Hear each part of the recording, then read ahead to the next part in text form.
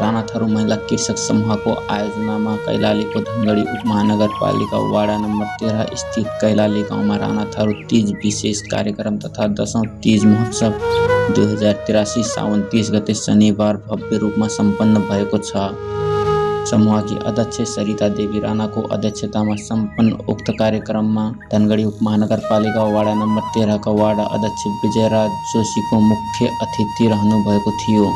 प्रमुख अतिथि जोशीले दीप प्रज्वलन गरी कार्यक्रमको औपचारिक उद्घाटन गर्नुभएको थियो भने संस्थाका सदस्य मौलीराम राणाले स्वागत मन्तव्य व्यक्त गर्नुभएको थियो।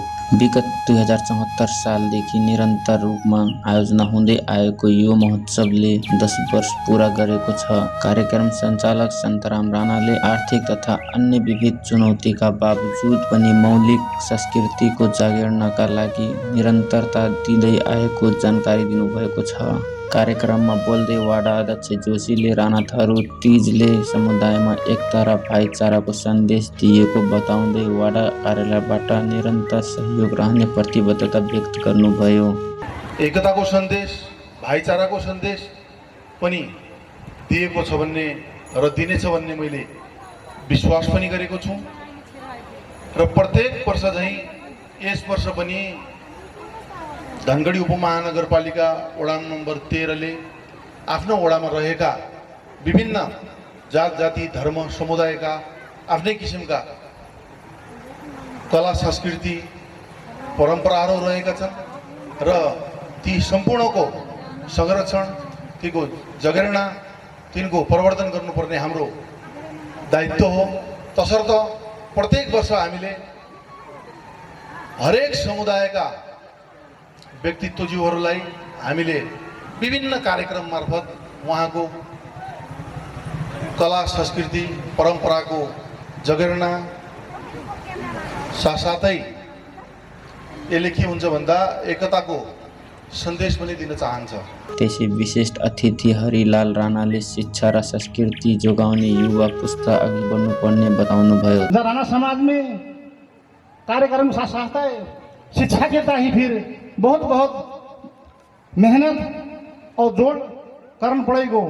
काहे कि अपन को समाज हवे किते जा रहे हो करके सोचना जरूरी है अपन युवा पुस्ता के। त्यसै गरी नेपाल रानाथारू समाज कञ्चनपुर जिल्ला उपाध्यक्ष मनोहर राणाले बाल बालिकालाई लागू पदार्थ दुर्व्यसनीबाट जोगाउनेमा पूर्ण जोड दिनुपर्ने बताउनुभयो।